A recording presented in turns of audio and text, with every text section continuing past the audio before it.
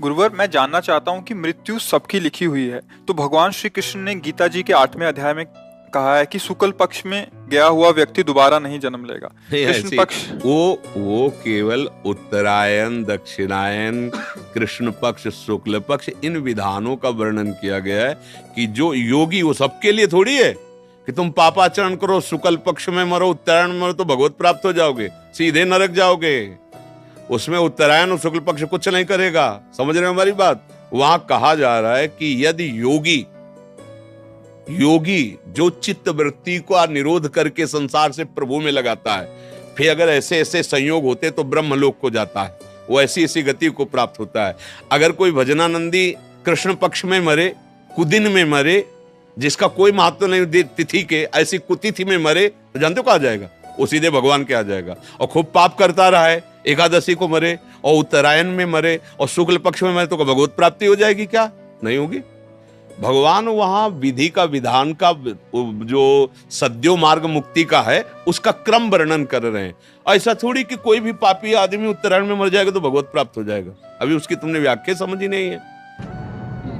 योगी बोलते हैं कि योगी जब सही समय नहीं आता है तब तक वो अपने को रोके हुए रहता है। ये केवल भीष्म पितामह के लिए है, सबके लिए थोड़ी है।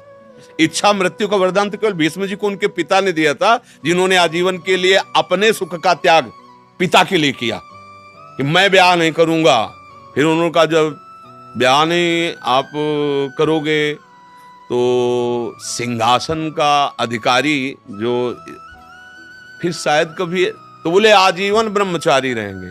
आप शंका मत करो, आजीवन ब्रह्मचर्य रहेंगे, कभी ब्याह नहीं करेंगे और सिंहासन के अधीन रहेंगे। तो ये बात सुनकर उनके पिता ने, शांतनु जी ने कहा कि तुम्हें मैं ये वरदान देता हूं, इच्छा मृत्यु जब तुम चाहोगे तब तुम्हारा शरीर पूरा हो। भगवत भजन करने वाले के लिए हर तिथि, हर समय परम धाम के लिए है।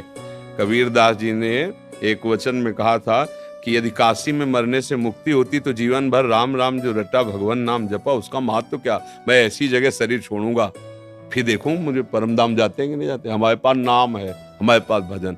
भजनहीन जीवन से कभी किसी का कल्याण नहीं हो सकता, चाहे जिस तिथि को शरीर छोड़े, चाहे जैसी भावना में रहे। भजन भजन वारी मथे घृत होए बरु सिकताते बरु तेल, बिनु हरि भजन न भवतरी या सिद्धांत पेल।